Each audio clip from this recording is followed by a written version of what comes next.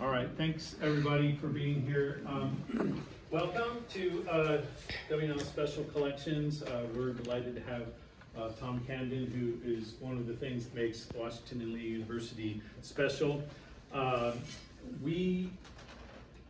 a way better storyteller and can tell you more about himself than I can, and he can tell you more about the materials that we're going to look at today. But let me just interject for a moment as to why are we here at Special Collections. Who's been here before? So kind of just slightly under half of you have been here before. What were you here for? Bible in America, my religion class last spring term. Yeah. Okay, great. Someone else? Louis Bible. Emma, when were you here? For my art class about photography. Oh, okay, and Claire, I saw you were here recently. What was that for? My Arabic class. Arabic class. Yeah. All right, so we have Bible, photography, Arabic. One of the great things about WNL's Special Collections is in addition to Mr. Camden, is the extensiveness of the collection. We have treasures here that abound and they're being discovered. We'll see a document that we came across today. It's making its debut today. It's public debut. Is this it? So yeah. There's a document that was just recently discovered that I'm not going to tell you what it is, but Tom will tell you what it is. It'll blow your mind when I tell you about it. We have amazing resources here because this is, according to the website, the 9th oldest institution of higher learning in the United States. In that period of time, we've been accumulating all of these materials. But it's not just a place of wonder and wow, it's a place of research. And it's a place that's open to you, whether you're a student or a community member or an alumni. Why are you invited here to sit and listen to me babble on like this, and then to hear the straight presentation and to see these things from Tom? A couple of reasons. One, to know that this is your space. This is a place for you to come and to discover. This is a place for you to come and go, wow, that's interesting. Can I learn more? The answer to that is always yes. And we can help you do that here. And then it is also a place, you're getting a great liberal arts education. This is a place to go, wow, and to be impressed by the age or the provenance or just who owned or who gave these documents to us. And then with that, to think, well, what can I do with those?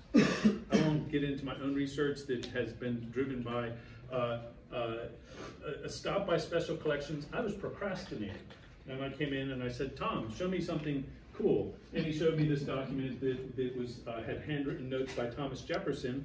5 years later, I'm still working on the project, and it's opened up all sorts of great doors to me. That could be you.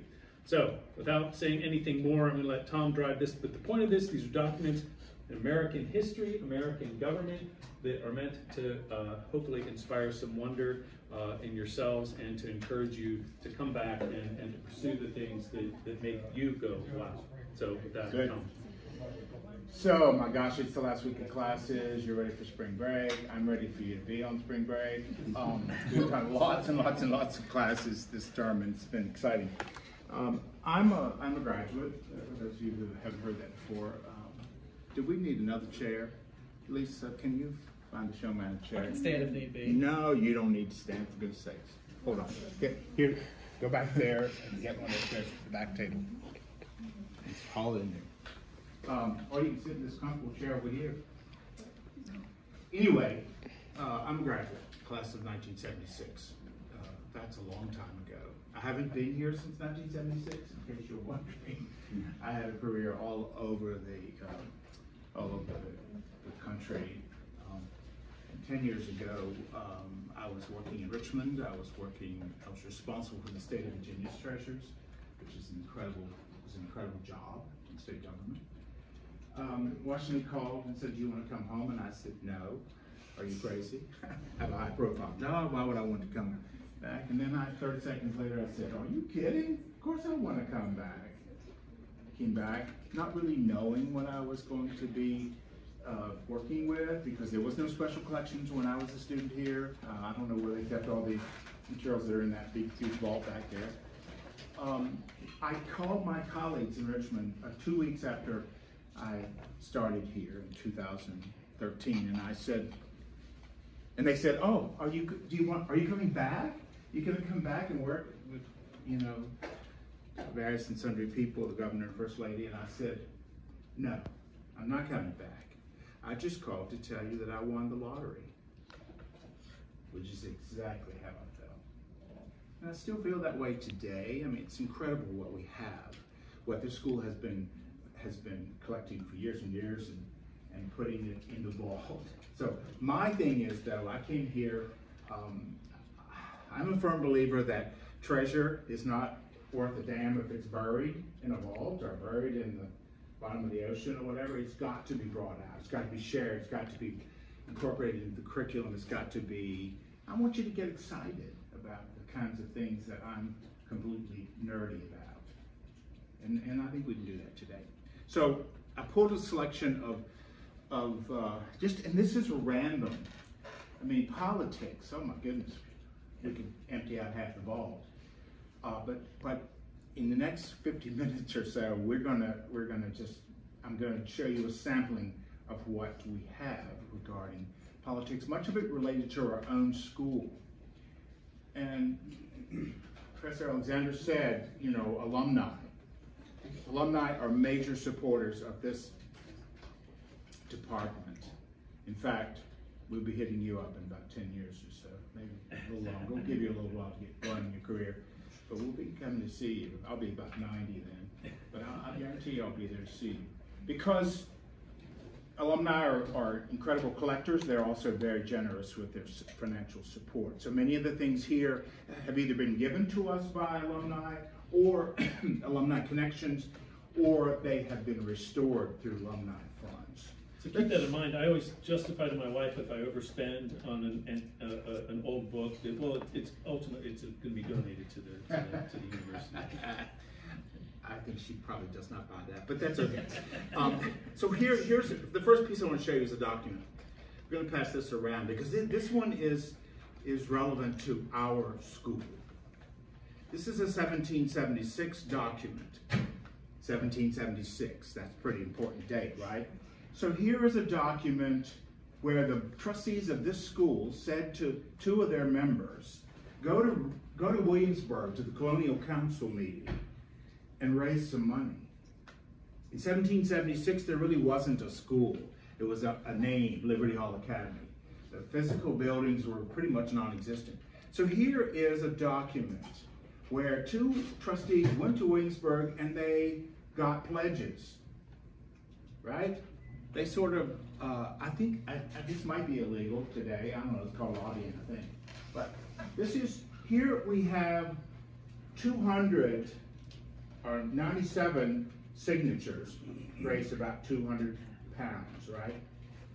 97 signatures of individuals who were at the Colonial Council, right? Well, guess what? Who did they get pledges from?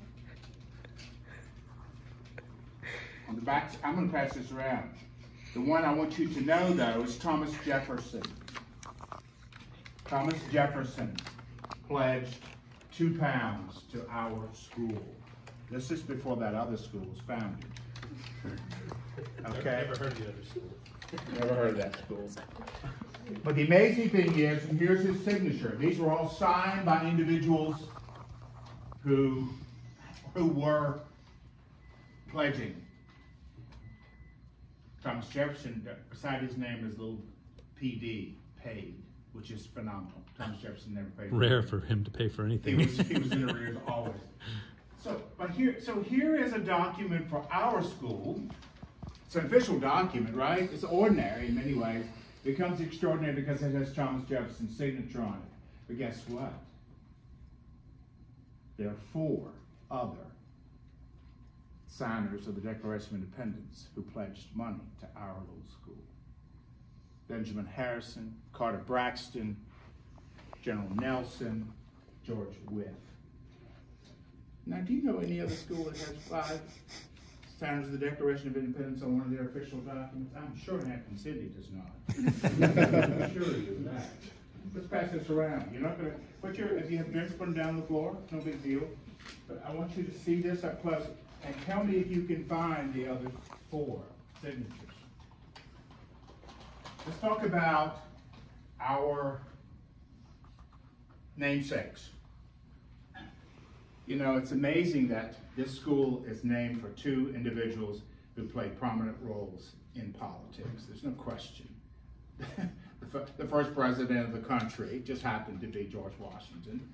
That's part of our name. Robert E. Lee, who spent 5 years in conflict and then came here as president of the school. Amazing figure in mid-19th century politics.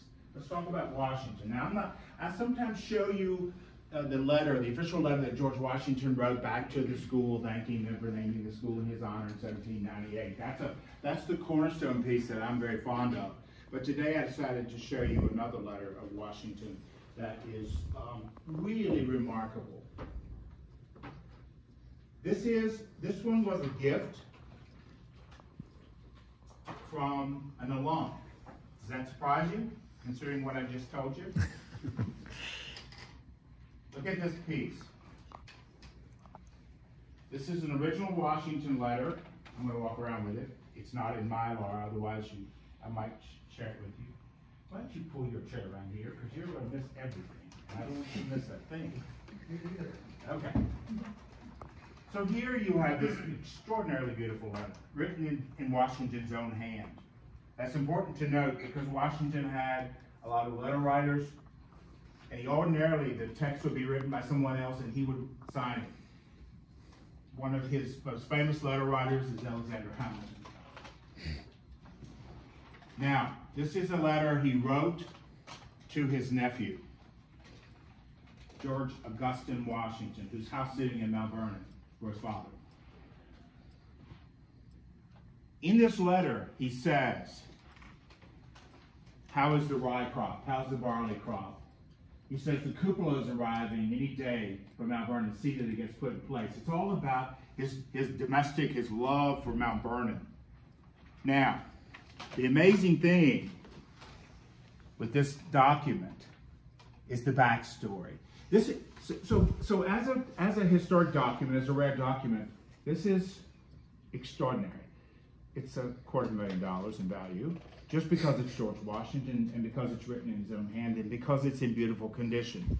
However, the backstory on this one is what can really blow you away. Where is he writing from? Can you read that? Philadelphia. Philadelphia. What's the date? August 26, 1787. August 26, 1787, the hottest August in the history of Philadelphia. What the hell is he doing in Philadelphia in August of 1787? Right. Oh my God, only the most important event in American history.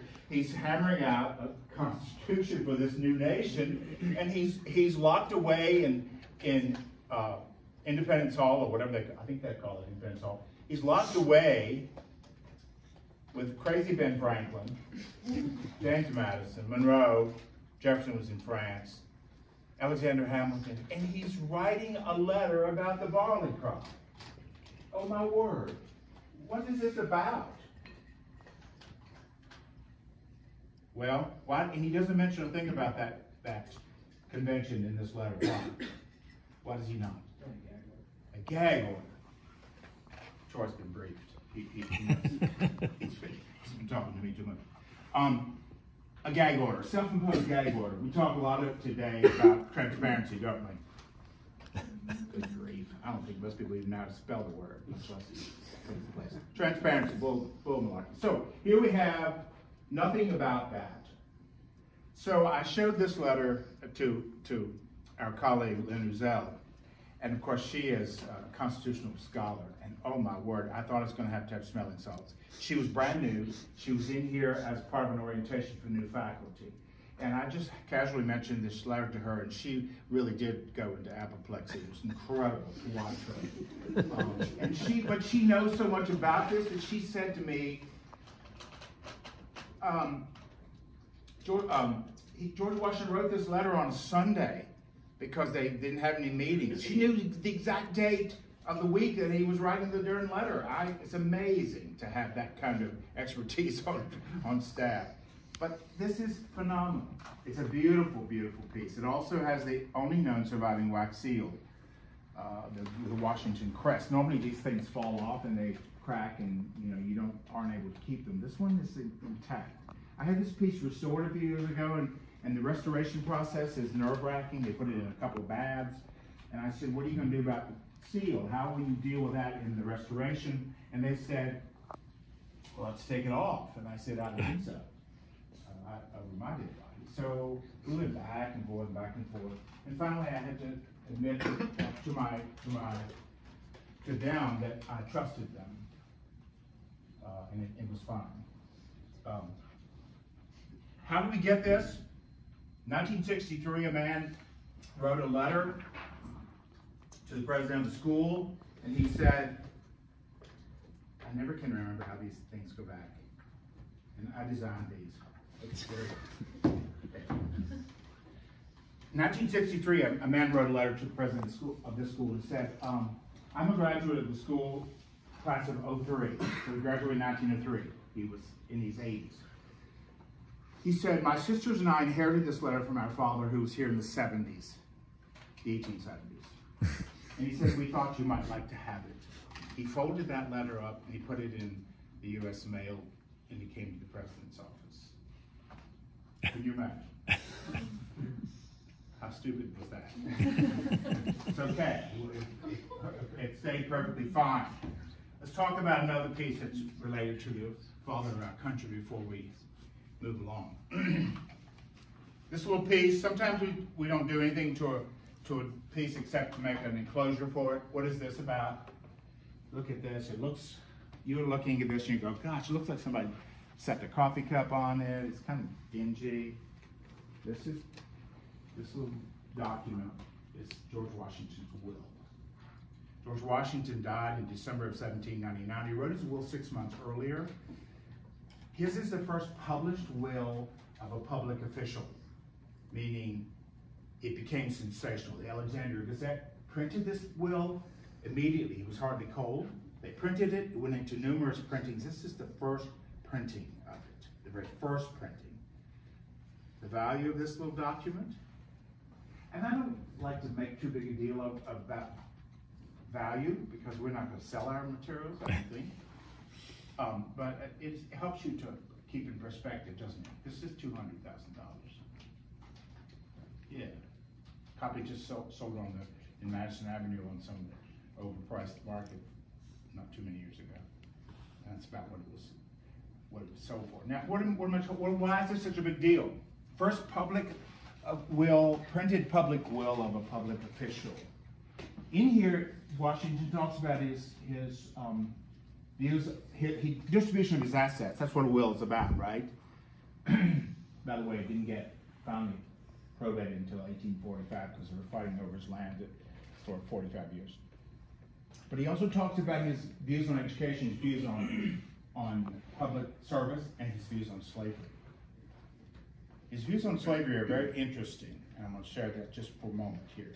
He says in here, upon the decease of my wife, it is my will and desire that all the slaves which I hold in my own right shall receive their freedom.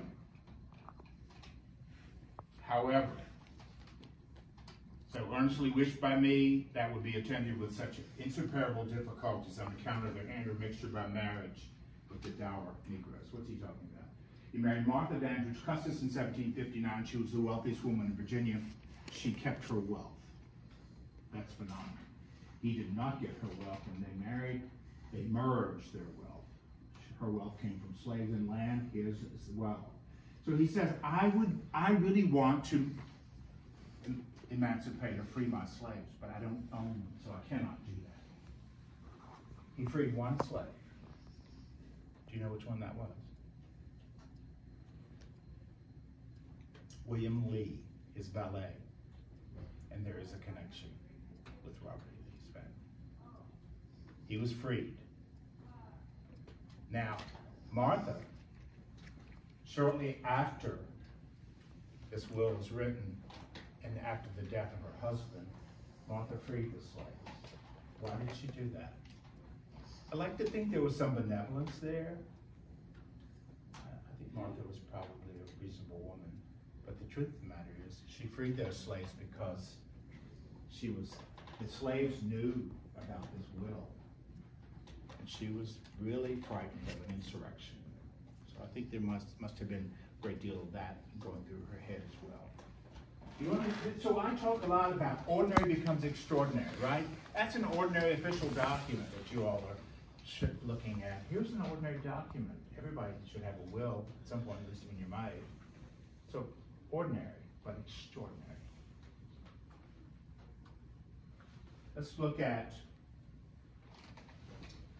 our other namesake before we move on to some other individuals like Mr. Jefferson and people like that. Let's look at this one. I haven't shown this one for a long time, and normally I would share with you the letter that Robert E. Lee wrote when he was offered the presidency in 1865. He writes back and he says, "I cannot do that job. I cannot accept your offer. I'm not a citizen." Then he accepts it. He comes into Lexington for the first time, and he spends 5 years rebuilding the school. And then he dies. He's exhausted in 1870. But instead of showing you that today, I'm going to show you the document which marks the end of the conflict. This is probably one of the rarest documents in the vault.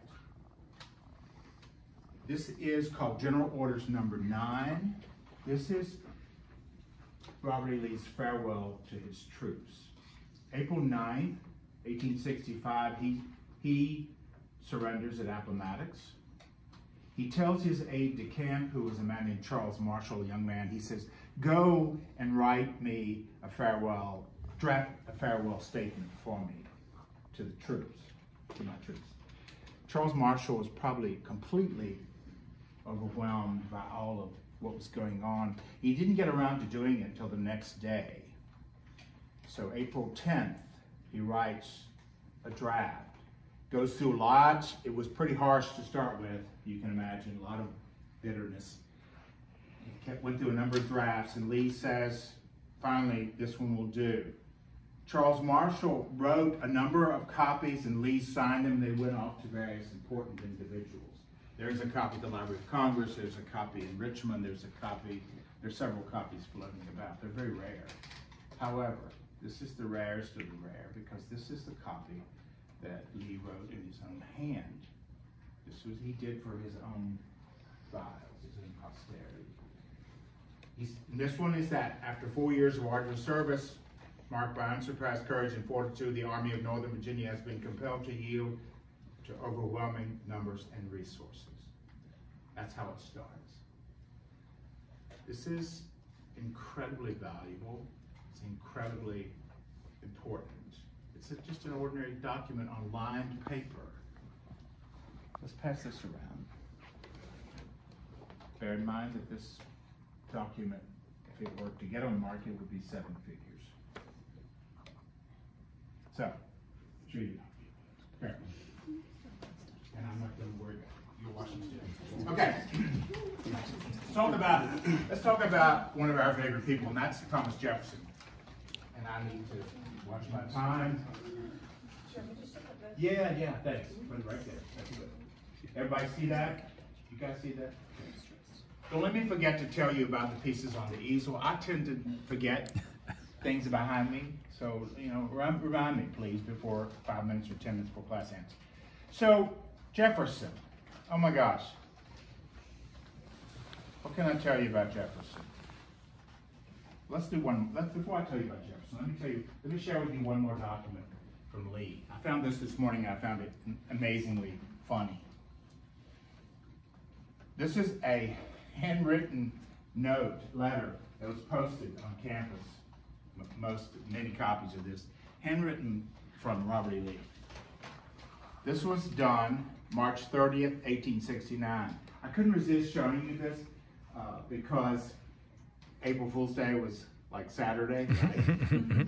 Well, apparently, Robert E. Lee had heard that the boys on this campus were all going to go downtown and raise hell. I mean, raise hell. So he writes this little memo. And of course, this is a memo, right? There were numerous copies of this posted. He says the faculty has learned with regret that some of the students of the college are making preparations to organize a tumultuous and disorderly procession through the streets of Lexington on the eve of the 1st of April.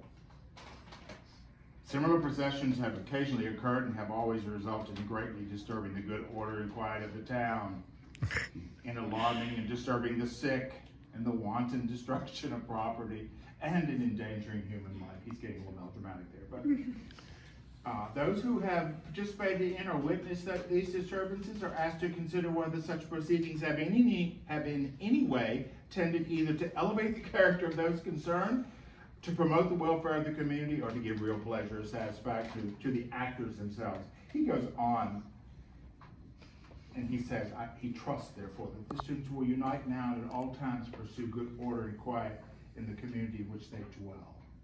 Next time you're at poll houses, keep this letter in mind, all right? It is amazing. This is how, I mean, think about the fact, this is pre-everything. I mean, there were no social media, no phones, no nothing. I mean, this is the only way to communicate. These were done and posted around. And guess what? Let's pass this around as well. Guess what? It worked. They did not go downtown. They did not raise hell. And you know, I'm a poor student. I remember those days. I don't think we did it on April 1st. We did some stuff that we shouldn't have, and I'm not confessing anymore. I'm also a native of this community, so I couldn't get away with much. Word would get to my family's home, and I would be homeless. So I would not be in school, and I would not have a place to live. I also found this piece this morning that I had forgotten about. Here's a Thomas Jefferson signed land grant. That is a beauty. It's still got a wax seal on it. I just told you I grew up here. I grew up out at a place called Buffalo Forge out towards Natural Bridge. Buffalo Forge was in the 1840s, 50s, and 60s a very large iron plantation. One of the largest in the state. I grew up there on that part of that plantation. I was raising sheep and I was milking cows before I came to school here. I know you find that hard to believe. I was a farmer, and I still own part of that property. I was a surveyor's apprentice when I was 12 to the man who owned the plantation house. And I remember coming back to the manor house and going to the library while he's preparing the surveys that we had just done in the county somewhere. And I remember seeing on the wall the original land grant for that property signed by Thomas Jefferson. And guess what? This is it. I didn't realize it was here. The man who owned the house at the time was a Washington graduate. His father was a VMI graduate. So this was framed and hanging on the wall. I remember looking at it and thinking, wow, that's Thomas Jefferson. And then here it is in the archive here. It is a remarkable piece. Let's pass this around. You're not going to hurt that either. Just make sure all this stuff gets back up here to me, okay? Now, one of the things that we have been most excited about, we meaning Professor Alexander and I, is this piece. And some of you have seen this, and if you've seen it multiple times, please indulge us and pretend to be excited. This is probably one of the most incredible pieces I've ever encountered. It is Thomas Jefferson's Manual of Parliamentary Practice. Now, when I say the most incredible pieces, I'm talking about the physical piece. Professor Alexander thinks that the text is phenomenal. It's as dry as dirt. It's manual. It's Robert's Rules of Order for the Senate in a sense. I've not read it. He has from cover to cover. What is remarkable about this piece is that there were 100 copies printed in 1801. So it is by nature rare. If it's one of 100 copies, it's rare, very rare. Jefferson, being Jefferson, said, darn, I've got to revise that. As soon as it rolls off the press, he says, I got to revise it. So he writes it while he's the president of the Senate, right? John Adams, vice president. He writes this story, or he writes this manual, and then the story goes, he becomes president of the United States. The book is published in February of 1801. And then what happens in March of 1801, Claire? Sander, what happens? Sorry. putting you on the spot. March of 1801, what happens to Thomas Jefferson? Why do we talk about Thomas Jefferson mainly? Well, okay, Declaration. He wasn't writing the Declaration of Independence. He becomes president in March 1801. And then what does he continue to do, Tom? So he says, I got to revise this thing. So here he revises, he pulls 3 copies off the press. When you were doing a draft today, you know, you're on your device and you're going ding, delete, and then you start over another draft. Do you keep your draft? Probably not. Here, 3 copies he pulls from the press. He revises in all 3 copies. One is at the Library of Congress. One's in private hands. An auction house sold that copy some years ago for a huge sum of money, and they will not tell us who bought it. The auction house will not tell us because we'll stalk them. And here's the 3rd copy. It has Jefferson's marginalia in it. It's phenomenal. Now, why is this so phenomenal? Oh my gosh! Think about this. You're only this far away from Jefferson's thinking process. There's nothing between you and Jefferson except my thumb. Look at this. Look at the margin notes. He's doing these notes. He's doing research on parliamentary law while he's president of the United States. So we think all sorts of things about Thomas Jefferson, the good, the bad, and the not, and the ugly. But the guy, while he's president, is still tinkering with parliamentary law. I don't know that there's been a president who's known more about the rules of the legislature than Jefferson. And he continued up until about 1806, maybe 1807, to be doing things with parliamentary law while he's president.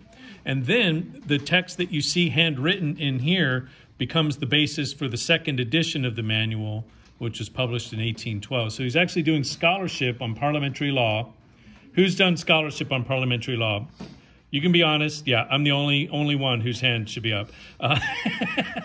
Right? Nobody does it. Jefferson's doing it while he's president, while he's while the Louisiana Purchase is going through, while he is sending out Lewis and Clark, while all the other things that are going on during his presidency. He's also engaging in scholarship on this super arcane subject, but one that's vital to the functioning of democracy, because the rules of the Congress are going to be the ones that make the debate fair. And that was his ambition, and he continued to do that while president. We have taken this on the road. So I had this piece restored, knowing that it's a major asset to the school. This may be one most valuable. I think I said that Lee piece, but this one probably is more valuable than that. And when I had it restored, knowing full well that Professor Alexander was going to want to take this copy to Washington and sit down at the Library of Congress with their copy, and I wasn't going to let him take the original. I like him very much, but I'm not going to let him do that. So what did I do? I had this one scanned. I had this piece scanned at a wonderful lab where they put it in a scanner that had no human touch. It was pneumatic. The pages were turned. So when I had this scan, and I think I told you this, I can't remember, but the conservator, and Brian went off to Washington with really high quality scans. The conservator calls me a couple of weeks later and he says, Mr. Camden, did you look at the scans? No, that's his job. I am not going to. I do not have time to look at the scans. It would be wonderful, but I don't. He said, well, at one point, he said, look at one of the pages, and I think it's this one, I'm not sure. He said, one of the pages has Jefferson's thumbprint, where he smeared the ink. This is you cannot make up this. You cannot script this. So I thought, isn't that cool to have Jefferson's thumbprint? We could clone him, but no, we won't do that. This was given by an alum. When we first started talking about this, we did not know the history of this piece. And I've done a couple of Zoom talks and a couple of really, I guess, YouTube videos. I don't know what I've done. I just talk, right? And someone saw, and he contacted me, and he said, my father gave this. And the story he told me, has everybody seen this? The story he told me was so much fun because he said, you know, he was a Washington graduate. His sister was a UVA graduate. and his father forbid them to take this out of the house. And one weekend, his sister was visiting, was home from UVA, and she snuck this out and took it to UVA and shared it with all the Rare Books people there, and they were all aflutter. And her father found out that she had done that, and he said, "How dare you do that?" He said, "That piece will never be at UVA. We'll go to Washington now." so he gave it to the other son who was here, and he gave it to us. Really, I mean, that's not an incredible story. This could have been at UVA. The other piece, the Jefferson piece that I need to share with you because it doesn't ever get much time, is this wonderful, wonderful 1787. This is Jefferson's Notes on Virginia. Now, we were talking earlier, Jefferson's Notes on Virginia was published, of course, originally in France. Jefferson had this love affair with France, and so his first book was done in France. There were only, I don't know how many copies, but very few copies printed in French. And if there is, I don't think there's been a copy on the market forever. It's worth $1 gazillion. There are probably only about 10 copies in existence. So then it was published in London, and this is the 1787 publishing. It's a beauty. It's in this original tree, this is called tree calf. But the beautiful thing about this is the map, and it's too big for me to open. I'm going to open it and up here, and you can come up to look at it when we're through. But Notes on Virginia is one of those books that, let's just leave it there for a second. So in 2007, when I was working in Richmond, Tim Kaine was governor of Virginia at that point, and in 2007, the Queen Elizabeth came to visit her colony. It was the 400th anniversary of her colony.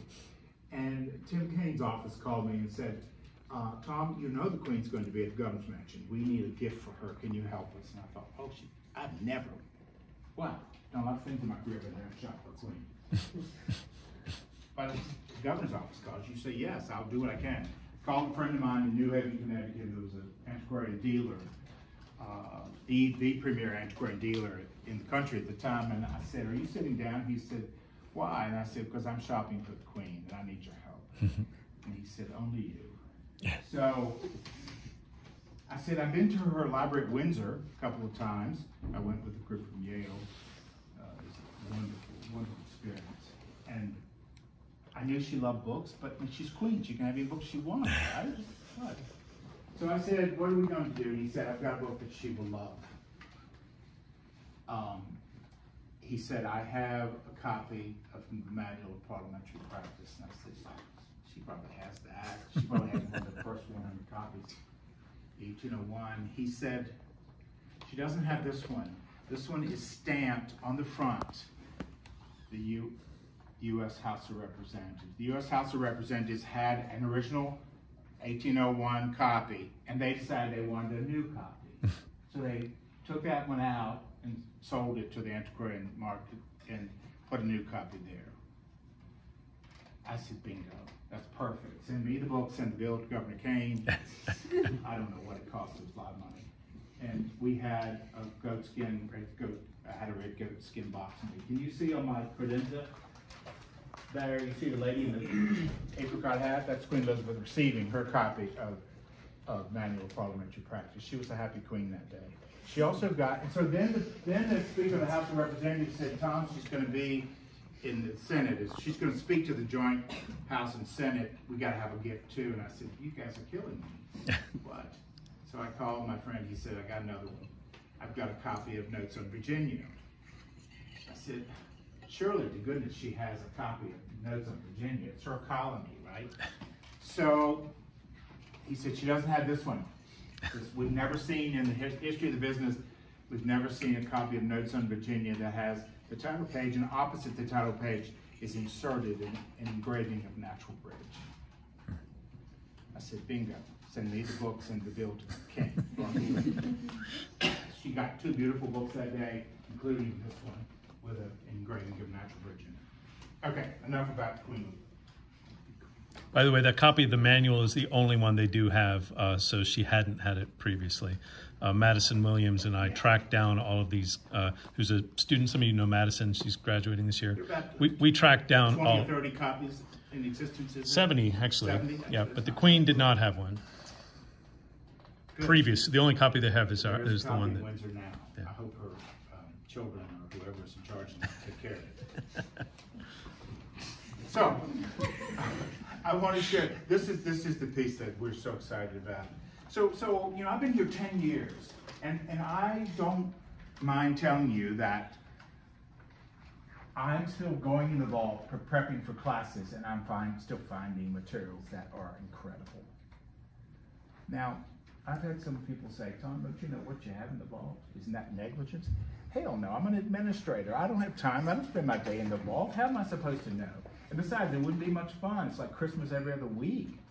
So, but I did say to my staff about 6 months ago, let's start doing an audit.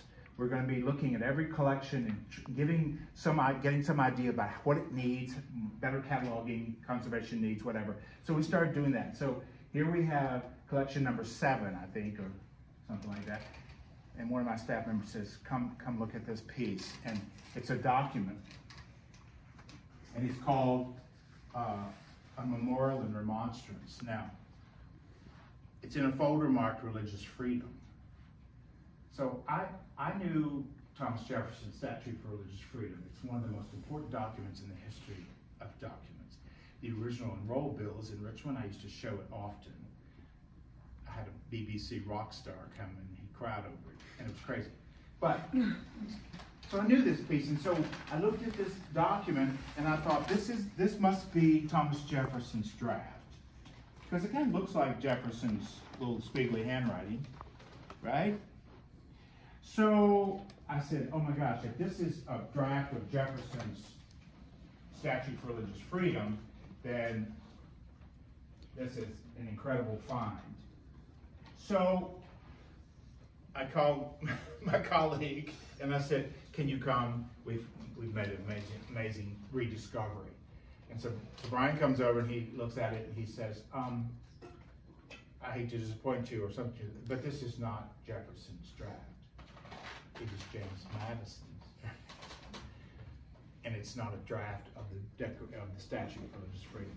1784, Patrick Henry was charged by Thomas Jefferson, who was in France doing his French thing, as usual, drinking lots of wine or whatever, was charged to coming up with a bill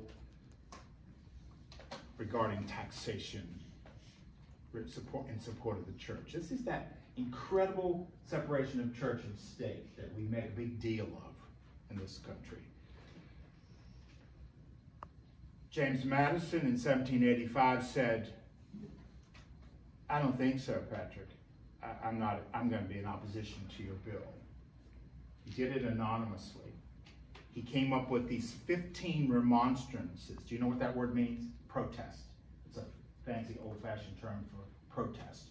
15 reasons why we cannot, that we should not pass your bill. He did this anonymously. There's nothing on here that says that signed James Madison. So then I called my other colleague, Lynn Uzzell, who is a complete constitutional historian. She's fabulous. And not only is she constitutional, but she's a Madison, he's a Jeffersonian scholar, she's a Madison scholar. She came over, I thought I was gonna need smelling salts because she truly was going into vapors.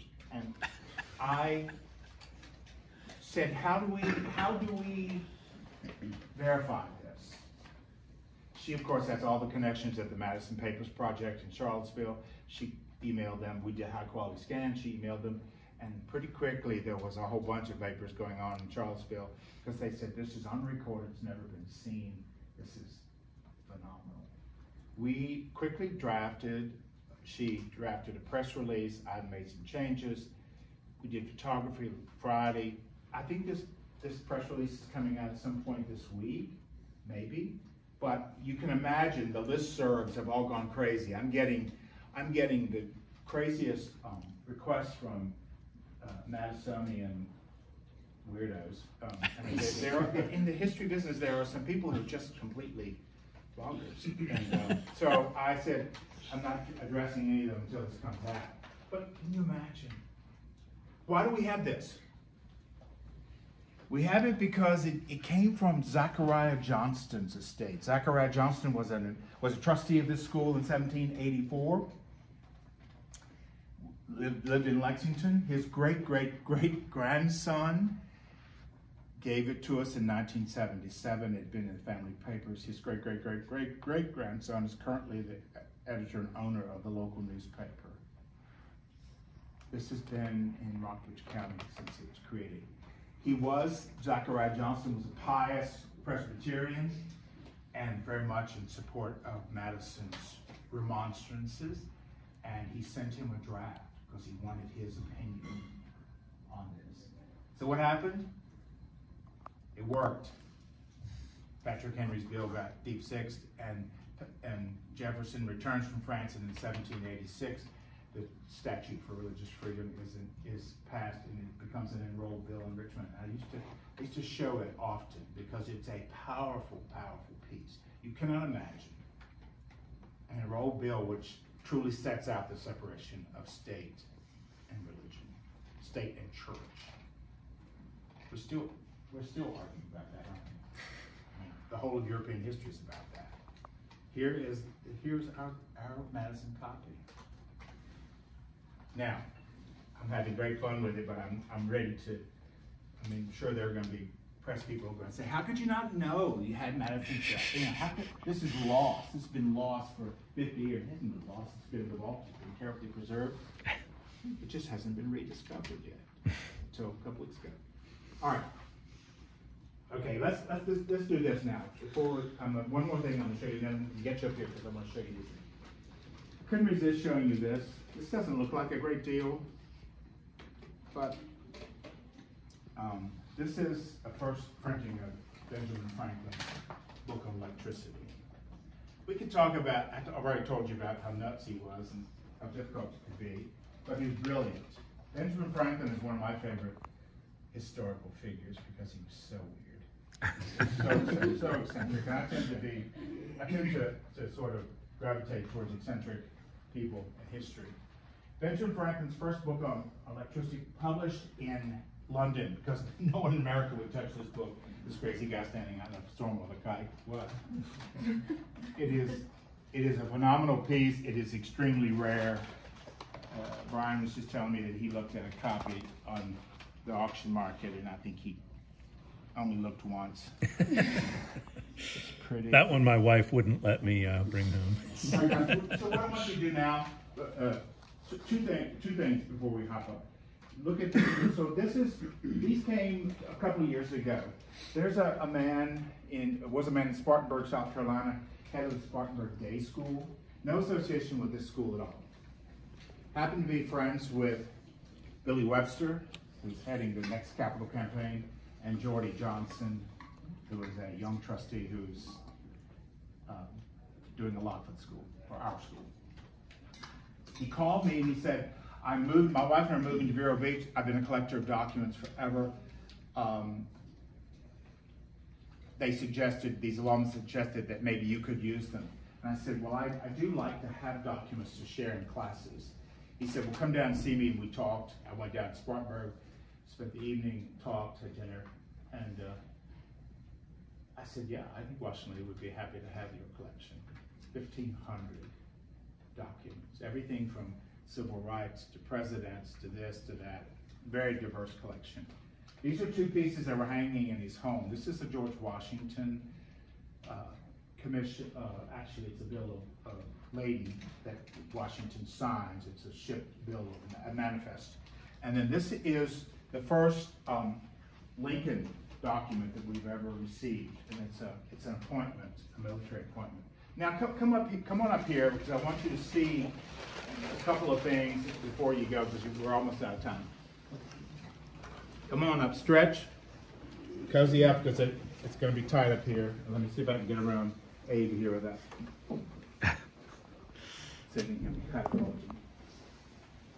So we haven't talked much about the medium. So we talk about newspapers, right? Newspapers are usually used to, for packing and starting fires and stuff. We had an alum, class of 1941, a man named Fred Farrer. Fred called me in 2013 when I first came back here, and he said, come to Clearwater, Florida and see me, because I want to show you my collection. That was a tough assignment. Clearwater's beautiful. I flew down, I think, that time, and I spent a couple of days with him. He lived in a high-rise condominium right on the ocean. I walk into his 15th floor condo. He's in a scooter, and he's tooting along with me. We walk in, and the living room is just walls of books, bookcases, and they're covered with books. I have been in this business so long that I can smell rare books. They sort of talk to me from a distance, and he saw my expression. He said, what do you think? And I said, I think Washington would like every piece in here. Well, I'm not shy. Well, he was 97. I know, I sometimes feel like an ambulance chaser, but that's okay too. He said, I said, yes, Freddie, I think, and he said, I'm grateful because I really want this to go to my alma mater. So then I went back about a month later, and I was going to make arrangements to have it all shipped and packed and done officially, but these were like his children, so he really wanted me to do it. So I drove a van. Now, I earned my keep here. I drove a van down. I packed every piece while he was telling me a story about it. And I regret that I didn't tape any of that. He's telling me about every piece. A Bible that came over on the Mayflower. But Fred was a newspaper ad executive in his career, and at the age of 60, he decided that what he really loved was history. So he started teaching history at Temple University and retired at the age of 70 as an emeritus history professor. So Fred kept newspapers. As a newspaper ad executive, Fred said, newspapers, the only form of communication for most of the early years of the country, right? So here's a whole box of newspapers that are the first, these are original newspapers, that here is the first copy of the Bill of Rights, the Constitutional Convention, Shays' Rebellion, and one piece I can't resist showing you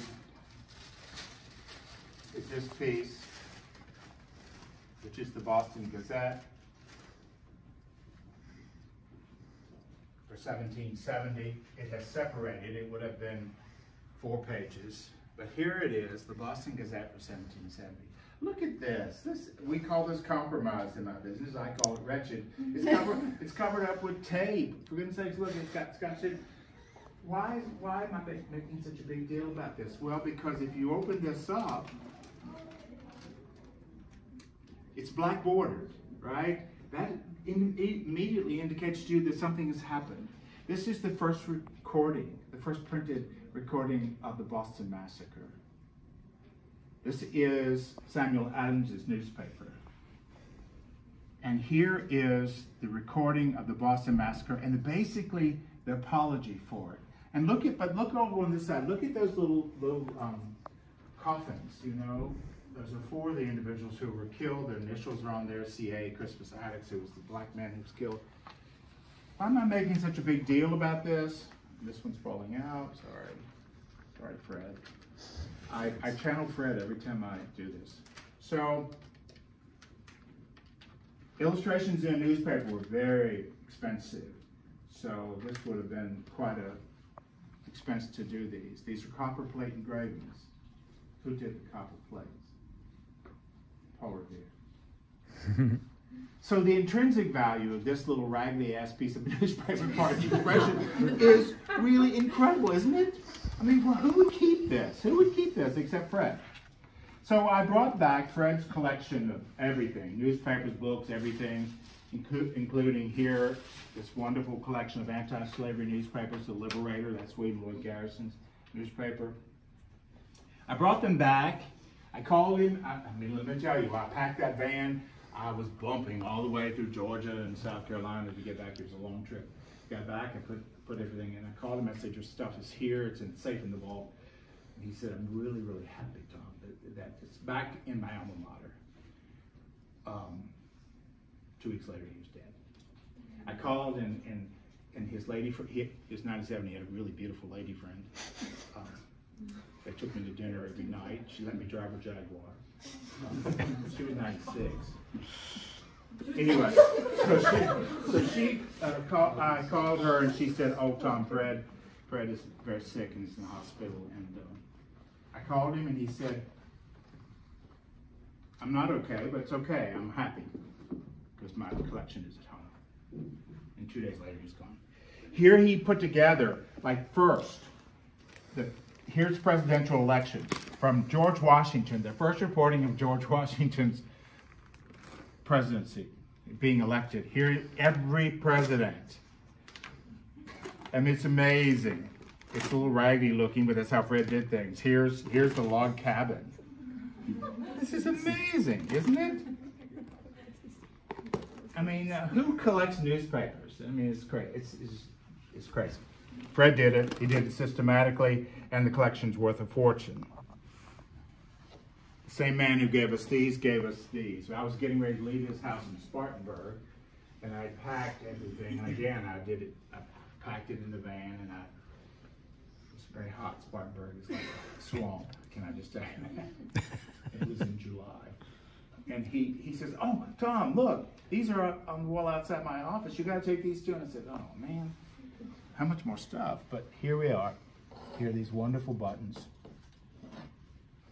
So alumni, and he wasn't an alum.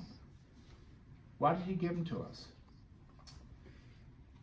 Billy Webster and Jordy Johnson both said, we've seen some of Tom's videos, him teaching, doing Zoom talks, whatever.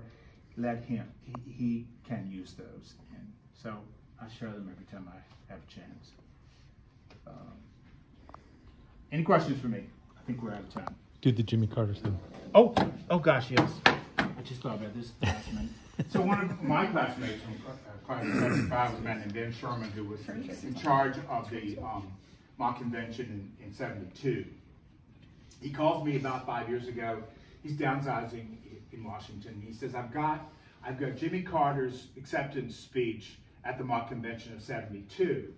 Do you want it? It was his reading copy. And I said, you betcha I do, Ben. What else you got? He sent me some other stuff. He was on 3 posters, he said, I'll send it to you shortly. And so before he sent me the Jimmy Carter speech, it was about the time that Jimmy Carter was diagnosed with a brain tumor, about 5 years ago or so. He sent this, and Jimmy Carter signed it. I'm just telling you that I'm hammering home the alumni sort of engagement. The alumni love this place. And all I had to say was, yes, I don't care if you embarrass me with Jimmy Carter, but here is Jimmy Carter's signature on his reading copy of the mock convention speech. Isn't that incredible? Yeah. We have time for one question. Just one question. Be brief. One question. What do you think about all this? You're probably saying, I'm glad this guy's retired. Good golly. What's your favorite item you have? Oh Jesus, that's like asking your favorite kid, and you have a favorite child, but you sure as hell aren't going to tell them. I don't know what it would be. Probably the Babylonian tablet, because it's such a powerful piece. It's from around the time of Abraham. Oh my gosh! When you think that you're that close to the biblical period, it sort of makes you. If you aren't religious, you better be. What else? What else? And one more question. You guys have been very good. Have a good spring break. Have a good rest of your week. And come back in spring happy and excited. Right. How many of you are seniors?